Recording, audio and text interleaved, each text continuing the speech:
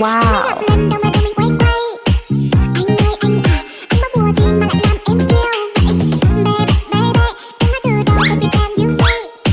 Mai kia coi ngày, sao cái ngày nào thì nhà mình đóng con. Wow.